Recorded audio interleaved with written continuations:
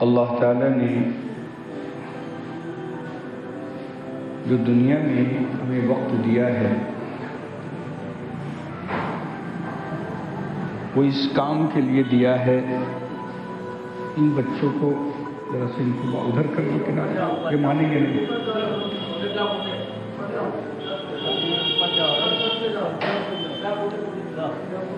تو اللہ تعالیٰ نے جو وقت دیا ہے ہمیں دنیا میں، اس بات کے لیے دیا ہے کہ اللہ کا بندہ اپنے مالک کو پہچان کر زندگی گزارے. جتنی بھی زندگی اس کی مالک کو پہچان کر زندگی گزارے. دنیا کا اصول بھی ہے، آپ جن کے ملازم ہیں اگر اپنے مالک ہی کو نہ پہچانیں گے تو آپ کس کی ملازمت کر رہے ہیں؟ یہ تو اصول کے خلاف ہوا کہ آپ کسی کی ملازمت کریں اور اس کو پہچانے بھی نہ. تو ضروری ہے کہ آپ جس کے یہاں کام کر رہے ہیں اس کو پہچان لیں اور پہچان کر زندگی گزاریں، اس کے یہاں ملازمت کریں. اور ظاہر ہے کہ جب آپ کام کریں گے تو کچھ اونچ نیچ باتیں ہوں گی، کچھ اونچ نیچ حالات آئیں گے تو آپ اپنے مالک سے تو کہہ سکیں گے اور اسی اعتبار سے وہ اپنا آپ کے معاملات کو طے کرے گا. یہی حال بندے کا ہے زمین پر. زمین پر جب تک بندہ ہے اس کا ایک ہی مالک ہے، وہ ہے اللہ. ہر قوم نے اس کو تسلیم کیا، ہر قوم نے اس کو مانا. وہ اگر بات ہے کہ اس کو ایک نام نہیں دیتے، کوئی گاڈ کہتا ہے، کوئی ایشور کہتا ہے، کوئی اللہ کہتا ہے، الگ الگ نام دے دیے، لیکن مانتے سب ہیں کہ مالک ایک ہی، مالک ایک ہی، سب لوگ مانتے ہیں. تو میرے دوستو عزیزو، دنیا میں جب تک انسان رہے اپنے مالک کو پہچان کر زندگی گزارے. یہ مقصد تھا دنیا میں اللہ کو بندے کے بھیجنے کا. اسی کا نام معرفت ہے. معرفت اس کو اردو میں پہچاننا کہتے ہیں، عربی میں معرفت کہتے ہیں. تو معرفت الہی، اللہ کی معرفت، یہی مقصد ہے. اور اس معرفت کے لیے، پہچاننے کے لیے ضروری ہے کہ بندے کے پاس کچھ علم ہونا چاہیے. تب تو اللہ کو پہچانے گا. اس کے پاس کچھ علم ہو، عقل ہو تو وہ اللہ کو پہچانے گا. اس لیے اللہ تعالیٰ نے دنیا میں علم کا سلسلہ شروع. پہلی وحی آیت جو اتری وہ علم کو بتا رہی تھی کہ اقرا، پڑھیے، علم حاصل کریے. کیونکہ آپ کو اللہ کو پہچاننا ہے، آپ کو اپنے مالک کو پہچان کر زندگی گزارنی ہے، لہذا علم ضروری ہے. اور اللہ نے قدرتی طور پر انسان کے اندر یہ چیز پیدا کی، علم حاصل کرنے کی طلب پیدا کی. آپ کے اندر، ہر انسان کے اندر اللہ نے طلب پیدا کی. طلب صبح ہوتی ہے، اس کو طلب ہو جاتی ہے کیا ہوا، محلے میں کیا ہوا، زید پور میں کیا ہوا، دنیا میں کیا ہوا، انڈیا میں کیا ہوا، باہر کیا ہوا، اس کو طلب پیدا ہو رہی. کوئی آواز آئی، ہلہ ہوا، کیا ہوا، یہ طلب پیدا ہو. علم حاصل. گھر میں کوئی بات آئی، بچے کی چیخ آئی، کیا ہوا، علم طلب ہوا کہ کیا ہوا، اس کے یہ علم حاصل ہوا. تو اللہ نے قدرتی طور پر بندے کے اندر طلب پیدا کی، علم حاصل کرنے کی طلب کی. اور وہ میں نے بتایا تھا کہ کان، آنکھ اور دل، باقی تو زبان بھی علم حاصل کرتا ہے انسان اور چیزوں سے، لیکن یہ مین چیزیں ہیں، آنکھ، کان اور دل. اللہ رب الجلال نے آدم علیہ السلام کو دنیا میں بھیجا. اور ان کو بنا کر کے، ان کا پتلا بنا کر کے آدم علیہ السلام میں جب روح ڈالی گئی، وہ اٹھ کے بیٹھ گئے، اللہ کی تعریف کی، الحمدللہ کہا، چھینک آئی ان کو، اس پر الحمدللہ کہا، فرشتوں نے یرحمک اللہ کہا۔ اور یہ چیز ہونے کے بعد سب سے پہلے آدم علیہ السلام کو بھی ان کے اندر اللہ نے علم ڈال دیا ہے۔ کہاں کا علم؟ جنت میں تھے، وہاں کا صرف علم نہیں، دنیا کی چیزوں کا علم ڈالا۔ قرآن نے اس کو کہا وَعَلَّمَ آدَمَ الْأَسْمَاءَ كُلَّهَا ثُمَّ عَرَضَهُمْ۔ آدم علیہ السلام کو اللہ نے دنیا کی تمام چیزوں کا علم دے دیا، تمام چیزوں کا علم ڈال دیا دل میں ان کے، کہ یہ دنیا کی یہ چیز یہ کام میں آئے گی، دنیا کی یہ چیز یہ کام میں آئے گی، دنیا کی یہ چیز اس طرح کام میں آئے گی، یہ اس کے نام ہے، یہ اس کا فائدہ ہے۔ اس طرح اللہ نے آدم علیہ السلام کے دل میں، ان کے سینے میں دنیا کی تمام چیزوں کا علم ڈال دیا۔ یہ آپ دنیا میں رہتے ہیں، آپ کا بچہ 1 کلاس 2 3 4 5 کلاس 10 کلاس تک ہائی اسکول، پھر انٹر 12 11، اس کے بعد انٹر کے بعد BA graduation, MA master of art MA کرتا ہے، اور اس کے بعد پھر PhD ڈاکٹر بن جائے، تمام دروازے۔ لیکن ان تمام علم اوپر سے اوپر تک پہنچ جائے، اس کو کیا ملے گا؟ الگ الگ۔ کوئی انجینئر ہو گیا تو وہ گھر کیسے بنیں گے اس کا علم حاصل ہو گیا۔ کوئی ڈاکٹر ہوا تو باڈی انسان کی، اس کو کیسے دیکھا جائے گا، اس میں بخار اور جو بیماری آئیں گی ان کا کیسے علاج کریں گے، یہ ڈاکٹر کہلائے۔ کوئی تاریخ کا علم، اتہاس اس نے پڑھا تو وہ تاریخ کا علم پروفیسر ہوا۔ کسی کو جغرافیہ، پوری دنیا کا علم، کون زمین کہاں ہے، اس کو جغرافیہ، اس کو پورے جغرافی کا علم ہو گیا۔ تو علم اللہ نے الگ الگ تقسیم کر دیے، لوگ الگ الگ حصوں میں تقسیم کر کے اور اس سے دنیا کا فائدہ حاصل کر رہے ہیں۔ اللہ نے آدم علیہ السلام کو سارے علم دے دیے، کیونکہ وہ والد تھے، وہ ابا تھے سب کے، انہی کے ذریعے دنیا میں علم پھیلنا تھا۔ اس لیے آدم علیہ السلام کو اللہ نے سارے علوم عطا فرما دیے، سارے علم دے دیے، اور یہ کہا کہ اے آدم، اللہ کا نظام تھا کہ اے آدم زمین پر جاؤ، کچھ دن رہنا ہے، وہ متاعًا الی حین، ایک مدت تک رہ کر پھر واپس آنا ہے، لیکن جب تک رہنا ہے دنیا میں رہنے کا علم تمہیں ہو جائے کہ دنیا میں کون سی چیز سے فائدہ ہے، کون سی چیز سے نقصان ہے۔ دنیا میں رہنے والے کے لیے ضروری ہے کہ وہ دنیا میں یہ جانے کہ اس چیز سے فائدہ ہے، کس چیز سے نقصان ہے۔ یہ آدم علیہ السلام کو بتا دیا گیا۔ اللہ نے دنیا میں مختلف جانور پیدا کیے، مختلف چیزیں پیدا کی، اسی دنیا میں، اسی جنگل میں شیر بھی ہے، سانپ بھی ہے، اور اسی میں ہرن بھی ہے۔ ہرن کسی کو نہیں مارتا، کسی کو نقصان نہیں پہنچاتا، لیکن سانپ اگر ڈس لے تو انسان مر جائے، شیر اگر پکڑ لے تو پھاڑ کھائے، مار دے۔ تو کون سی چیز سے فائدہ، کون سی چیز سے نقصان، یہ اللہ نے سارا علم آدم علیہ السلام کو دے دیا۔ یہ چیز ہے، اس میں زہر ہے اور اس میں نقصان ہے، اللہ نے نبی کو دیا یہ سارے علم۔ یہ بات یاد رکھیں، اسی لیے پیارے آقا صلی اللہ علیہ وسلم کو جب اللہ نے علم دیا تو آخرت کا علم کے ساتھ اللہ نے دنیا کا بھی علم حضور پاک صلی اللہ علیہ وسلم کو دیا گیا۔ آپ حکیم بھی تھے، رسول پاک صلی اللہ علیہ وآلہ وسلم نے فرمایا حدیث میں کہ اگر مکھی اس زمانے میں بھی تھی، اس کو قرآن نے مکھی کو کیا کہا؟ ذباب۔ قرآن نے اس کا ذکر کیا ہے. ذباب، مکھی اس زمانے میں بھی تھی.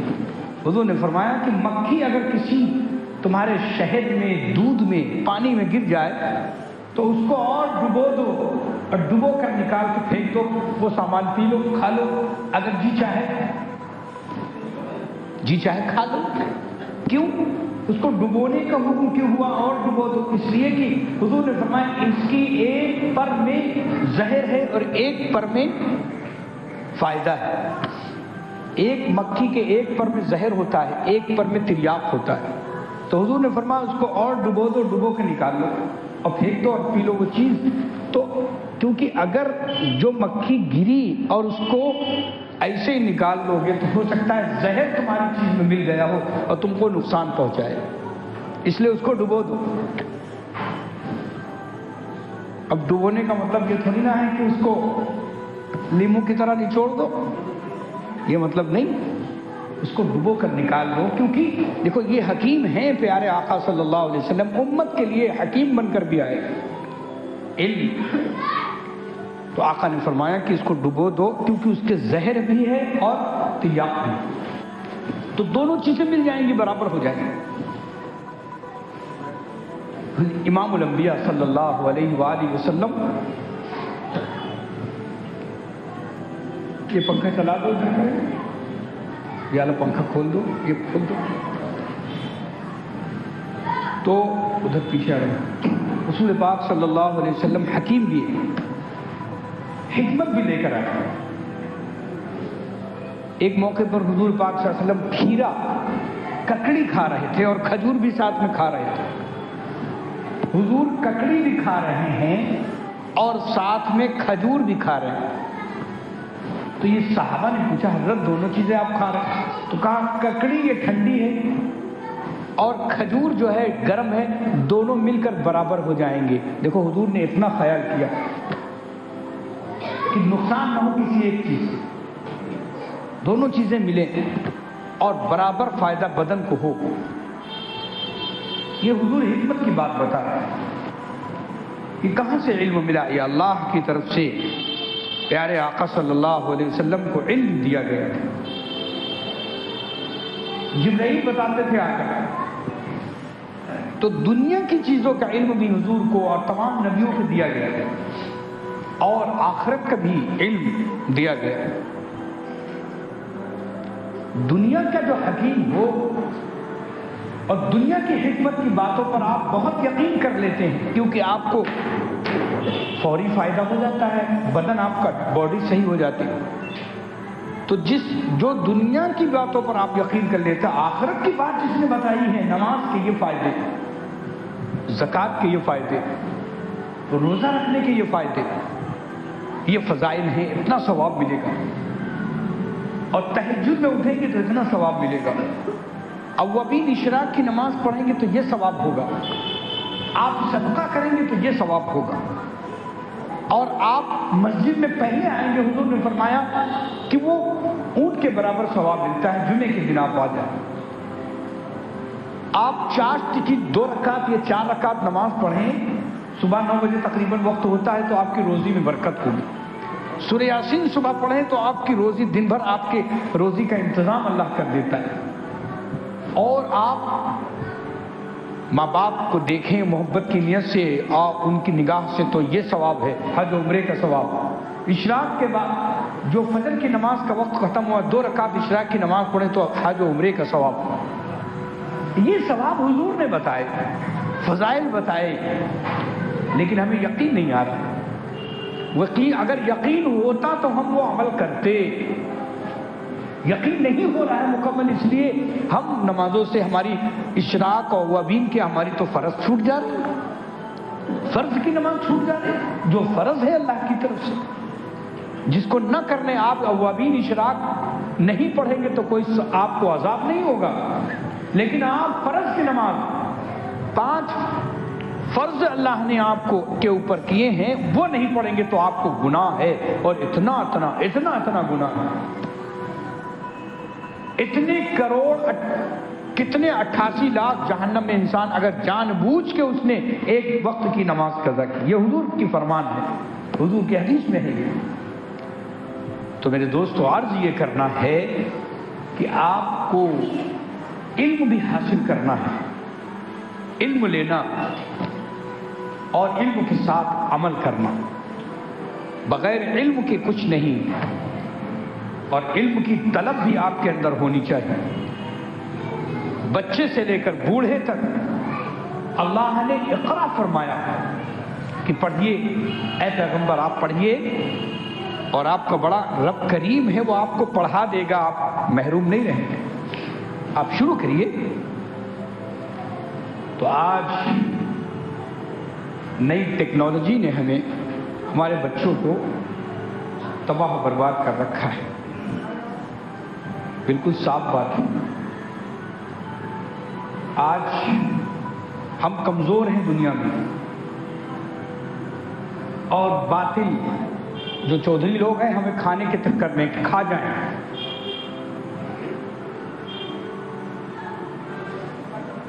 آج دنیا کی جنہوں نے تیاری کی، جنہوں نے وقت کو سمجھا اور دشمن سے آنکھ لڑانے کی تیاری کی، ہمارا ایران، اس نے دکھا دیا، ساری چودراہٹ کنارے رہ گئی، کیوں؟ ان کی تیاری تھی۔ ان کے یہاں ہر آدمی گریجویشن ایم اے ضرور ہوتا ہے، پڑھائی لکھائی میں، بات سمجھ لیں؟ میزائل تیار کرنا یہ علم سے، باہر کے کوئی آدمی نہیں بلائے جا رہے۔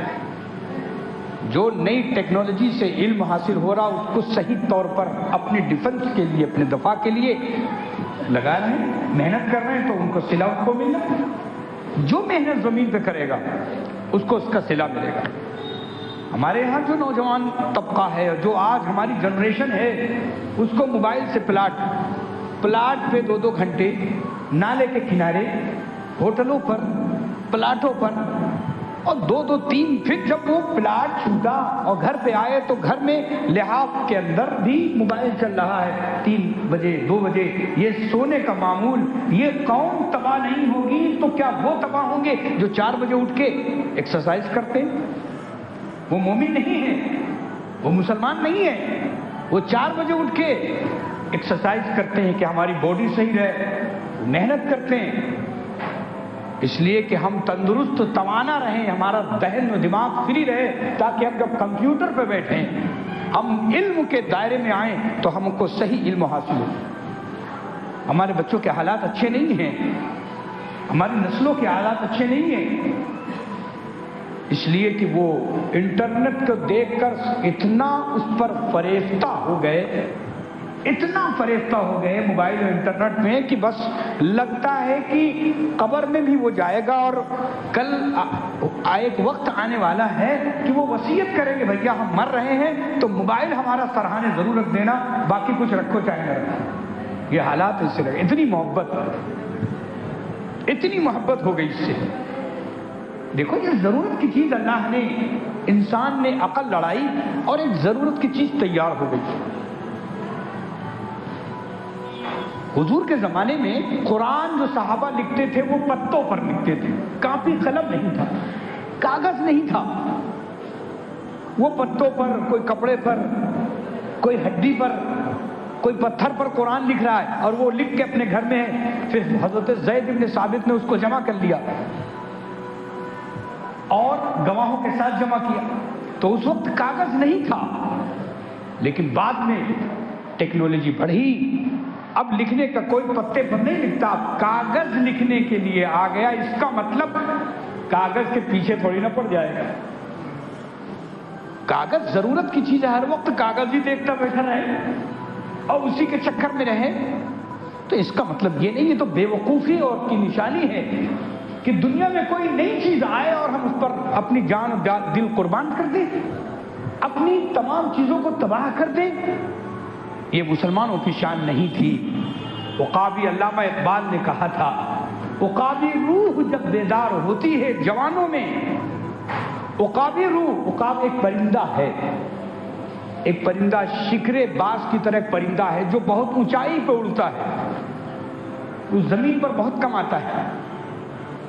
عقابی روح جب بیدار ہوتی ہے جوانوں میں، نظر آتی ہے ان کو اپنی منزل آسمانوں میں، نہیں تیرا نشیمن قصر سلطانی کے گنبد پر، تو شاہی ہے بسیرا کر پہاڑوں کی چٹانوں میں۔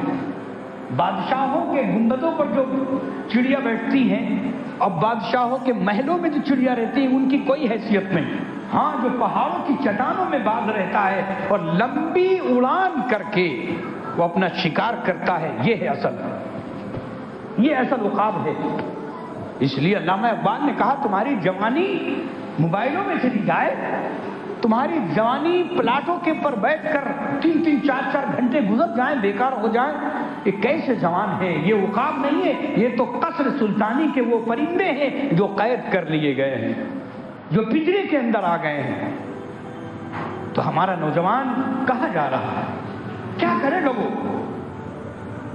وہ وہی وقت آئے گا کہ جب باطل سامنے ہوگا اور کہے گا جھک جاؤ، تو کہیں گے سر جھکا دیتے ہیں اور آؤ ہماری گردن اڑا دو۔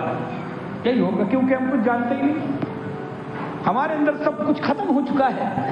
میرے دوستو نہیں، یہ عقابی علامہ اقبال نے کہا اپنے اندر جان پیدا کرو، اپنے اندر ترقی تنزل سے نکلو اور اونچائی کو دیکھو کہ ہم کتنے اونچے جا سکتے ہیں۔ رسول پاک صلی اللہ علیہ وآلہ وسلم کا فرمان، حضور کی سیرت تو سامنے، ابھی حضور پاک صلی اللہ علیہ وسلم 12-13 سال کے ہیں اور اپنے چچا کے ساتھ تجارت کرنے کے لیے تیار ہو رہے ہیں کہ میں بھی بصرہ کے سفر پر تجارت بزنس کرنے چلوں گا۔ ابھی 13-14 سال کے ہیں، ابھی میں بھی چلوں گا۔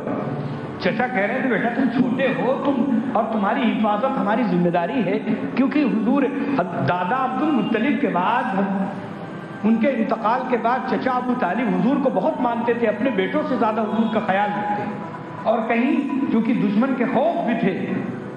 حضور پاک صلی اللہ علیہ وسلم ابھی 12-13 سال کے ہیں، اور چچا کے ساتھ بزنس پہ ہم جائیں گے، کیونکہ ہمیں چچا کے لڑکے زیادہ ہیں، غریبی ہے، ہمیں کمانا ہے، محنت کرنا ہے تاکہ چچا کا بحال معاملہ صحیح ہو جائے، یہ فکر ہے۔ حضور پاک صلی اللہ علیہ وسلم نے اپنی جوانی میں جو قدم رکھ رہے ہیں وہاں آپ نے سبق دیا، امت کو سبق دیا، نوجوانوں کو، کہ دیکھو تمہاری جوانی میں قدم رکھ رہے ہو، اس کا مطلب یہ نہیں اپنی کمائی اور اپنے صحیح راستہ چنو، دنیا کا بھی سیدھا راستہ ہو اور آخرت کا بھی سیدھا راستہ ہو۔ دنیا کا سیدھا راستہ اس لیے علماء نے، مفتی شفیع صاحب نے اپنی کتاب میں لکھا ہے، اہدنا الصراط المستقیم، آپ دعا کرتے ہیں اللہ سیدھا راستہ دکھا دے۔ سیدھا راستہ کیا مطلب؟ صرف آخرت کا کہ ہاں ہم جنت والے راستے پہ چلیں گے، صرف وہ نہیں، ہمارے اہدنا الصراط المستقیم کا مطلب لکھا ہے اے اللہ ہمیں دنیا میں بھی سیدھے راستے پہ چلنے کی توفیق دے دے تاکہ ہم اپنی دنیا بھی صحیح کمائیں، اور آخرت والا راستہ تو ہے ہی سیدھا، نماز کے ذریعے، روزے کے ذریعے، زکوٰۃ کے ذریعے اور صدقات و خیرات کے ذریعے یہ سیدھا راستہ آخرت کی طرف جا رہا ہے۔ اور آپ دکان کھولتے ہیں اور آپ نے نیت کی کہ بھائی دیکھو دھوکہ دیں، جب تک نہیں دیں گے کسی کو تب تک فائدہ نہیں ہوگا۔ اگر ہم دال میں 5 کلو 10 کلو 50 کلو دال ہے، 5 کلو اگر کنکر نہ ملایا تو فائدہ کچھ نہیں ہے۔ یہ آپ نے نیت کر کے بیٹھے ہیں، آپ نے دکان کھولی، شو کیا، ایڈورٹائزمنٹ کیا اور خوب لوگ آئے، آپ نے لڈو بانٹے، یہ بانٹے وہ بانٹے اور بڑی دکان شو روم کر لیا آپ نے اور خوب بہترین کر لیا، تو لوگوں میں چرچا ہوا کہ بڑی اچھی دکان کھلی ہے، بڑا اچھا سامان، لیکن آپ کی نیت میں کھوٹ ہے، دھوکہ ہے کہ ہم جلدی 56 کروڑ کے آدمی بن جائیں، بہت جلدی بن جائیں۔ تو بہت جلدی بننے کے لیے آپ نے دھوکے والی چیزیں، ڈپلیکیٹ چیزیں اور دھوکہ دینے کے لیے رکھی۔ 10 دن 15 دن 1 مہینہ 2 مہینہ لوگوں نے کیا کیا، او بڑی آپ کی دکانداری ہوئی، بہت اچھا ہوا، اور 1 مہینے کے بعد کیونکہ آپ نے سیدھا راستہ اپنا نہیں تھا، آپ 56 کروڑ والے بہت جلدی آدمی بننا چاہتے تھے، اس لیے دھوکے والا سامان رکھا تھا۔ 1 مہینے کے بعد لوگوں میں چرچا ہوا بھیا یہ تو دھوکے باز ہے، یہ تو ڈپلیکیٹ سامان رکھتا ہے، یہ پیسے زیادہ لیتا ہے اور چیز مال صحیح نہیں دیتا، چلو چھوڑو ہم دوسرے کے یہاں جائیں گے۔ 1 مہینے کے بعد آپ کی دکان ٹھپ، کیونکہ آپ نیت میں کھوٹ ہے، آپ دھوکے کے اوپر بنیاد پر آپ نے اس چیز کو قائم کیا۔ تو کیا ہوا 1 مہینے کے بعد؟ اور وہ سیدھا راستہ جو علماء نے لکھا ہے، دکان کھولنے والا نیت کرتا ہے بھائی لوگوں کا فائدہ ہو اور چند نفع ہمیں مل جائے، ہم سامان اصلی رکھیں گے، جو بات کہیں گے زبان سے صحیح جھوٹ نہیں بولیں گے۔ اور اس نے کم مارجن پہ دکان شروع کی، اور اس کے بعد لوگوں نے جانا کہ یہ نفع بھی کم لے رہا ہے اور سامان اوریجنل ہے، دور دور سے لوگ اس کے یہاں آنے لگے اور اس کی دکان چل گئی۔ کیوں؟ اس نے دنیا میں بھی سیدھا راستہ اپنایا۔ یاد رکھو، اس لیے سیدھا راستے کی جو دعا کر رہے ہیں، اس کا مطلب کیا ہے؟ اے اللہ ہمیں دنیا میں بھی سیدھے راستے پر رکھ، کسی کو دھوکہ نہ دے، جھوٹ نہ بولے، فریب نہ کرے، لوگوں کے ساتھ بھلائی کرے اور تمام چیزیں ٹھیک ہوں ہماری۔ رسول پاک صلی اللہ علیہ وسلم نے تجارت کر کے اس بات کو دکھا دیا کہ تم سچائی کرنا چاہو تو کر سکتے ہو، چل سکتے ہو، راستہ تمہارے لیے کھلا ہو۔ اور اگر برائی اختیار جلدی سے تم بڑا آدمی بننا چاہتے ہو تو پھر بھی جلدی ہی بڑا بنو گے، پھر لوگوں میں عزت، احترام اور تمام چیزیں ختم ہو جائیں گی، پھر دھوکے باز کہلاؤ، اور پھر اللہ کی طرف سے برکتیں اٹھا لی جائیں گی تمہارے کاروبار کی، کیونکہ تمہاری نیت میں دھوکہ ہے۔ اس لیے جو کام کرو اچھی نیت سے شروع کیا جائے۔ علم حاصل کر کے حضرت فاروق اعظم امیر المومنین جب مدینے کے بنتے ہیں تو انہوں نے اعلان کر دیا کہ کسی نئے دکاندار کو لائسنس نہیں ملے گا دکان کا جب تک کہ وہ شریعت کا علم حاصل نہ کر لے، کہ دکان قرآن و حدیث کی روشنی میں، شریعت کی روشنی میں کیسے چلانی ہے دکان، اس کا سرٹیفکیٹ لے تو ہم اس کو لائسنس دیں گے۔ یہ امیر المومنین عمر بن خطاب کا فرمان تھا۔ ایسے ویسے شریعت اسلام نے سب کچھ آپ کو دیا، سارے طریقے دے دیے اسلام نے، اور سکھا دیا کہ اس طرح چلو، پھر باطل آنکھ اٹھا کر تم کو مقابلہ نہیں کر سکتا۔ اس لیے میرے دوستو عزیزو، صحیح راستہ اپناؤ، بالکل وہ راستہ جو اللہ تعالیٰ جس سے راضی ہوتے ہیں، رسول پاک صلی اللہ علیہ وسلم جس سے راضی ہیں۔ اگرچہ تمہارا نقصان نظر آ رہا ہے تھوڑا سا، کوئی بات نہیں، ہم صحیح کریں گے اور صحیح دیں گے اور صحیح بولیں گے اور صحیح عمل کریں گے، ہم غلط نہیں چلیں گے، یہ آپ نے طے کر لیا۔ ایک بزرگ ایک مرید کے گھر آئے، دعا کر دیجئے حضرت گھر بنوایا ہم نے۔ وہ اللہ والے آئے اس کے گھر میں دعا کرنے کے لیے، وہ بڑے بڑے ونڈوز لگے تھے، کھڑکیاں لگی تھی۔ حضرت نے پوچھا یہ اتنی لمبی لمبی کھڑکیاں اور ونڈوز کیوں لگوائے؟ کہا حضرت ہوا کا وینٹیلیشن صحیح رہے، ذرا گھر کھلا ہوا ہوادار رہے۔ حضرت نے سر پہ ہاتھ رکھا اور کہا بیوقوف، اپنے مرید سے کہہ رہے ہیں حضرت کہ بیوقوف، یہ نیت کر لیتے کہ ان جو بڑے بڑے کھڑکیاں لگائی ہم نے، اس سے اذان کی آواز آئے گی اور ہمیں نماز میں کوئی دقت نہیں آئے گی۔ اگر یہ نیت کر لیتے تو قیامت تک کی ان کھڑکیوں کا اور ان کا ثواب تمہارے کھاتے میں چلتا رہتا، اور ہوا تو تمہیں فری میں ملتی، ہوا تو تمہارے فری آتی، نیت کا تمہارے ثواب مل جاتا۔ تو ہماری نیت گڑبڑ ہوتی ہے اور ہم بہت جلدی بڑے بننے کی کوشش کرتے، اسی میں دھوکہ ہوتا ہے۔ اللہ نے روزی لکھی ہے، مل کے رہے گی وہ آپ کو، اور کہیں جلدی مل جاتی ہے، کہیں دھیرے دھیرے۔ تو آپ کو سمجھنا ہے کہ ہمیں صبر و استقامت کے ساتھ سیدھے راستے پر چلنا اور علم حاصل کرنا ہے کہ حرام کیا ہے اور حلال کیا ہے، یہ فرض ہے، حرام کیا ہے اور حلال کیا ہے۔ اللہ تعالیٰ ہمیں اس کی توفیق دے دے۔ بہت سے دکانداروں کو میں منع کرتا ہوں کہ یہ نہ کہو کہ ہمیں اتنے میں یہ پڑا ہے، مولانا صاحب یہ بس 50 روپے آپ سے 1 روپیہ لے رہے ہیں، ہمیں 51 میں پڑا ہے۔ ہم نے کہا خبردار، تم کو کتنے میں پڑا ہے یہ ہم کو جوڑنے کی ضرورت نہیں، یہ کہو کہ ہم اتنے میں دیں گے، ورنہ جھوٹ ہے۔ یہ تمہیں پڑا ہے 40-30 روپے میں اور 51 روپے کہہ رہے تو جھوٹ ہو گیا، اپنوں سے دغا اور دھوکہ ہو رہا۔ تو ہم نے کہا یہ نہ کہو، یہ جھوٹ ہو جائے گا، یہ کہو ہم آپ کا نفع کم لے رہے ہیں، بس آپ کو اتنے میں دے رہے، نفع کم لے رہے۔ نفع لینا منع نہیں، لیکن جھوٹ مت بولو، جھوٹ سے نفع حاصل مت کرو کہ وہ تمہارے لیے نقصان دہ، تمہاری اولادوں کے لیے نقصان دہ۔ اللہ ہم سب کو صحیح راستے اور سیدھے راستے پر چلنے کی توفیق عطا فرمائے۔ وآخر دعوانا ان الحمد للہ رب العالمین۔